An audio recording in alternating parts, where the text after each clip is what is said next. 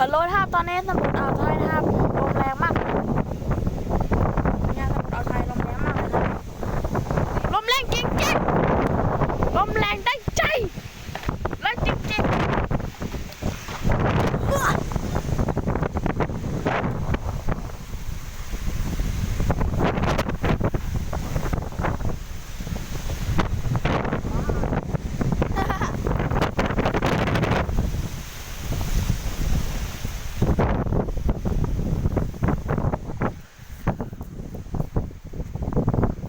ชุบ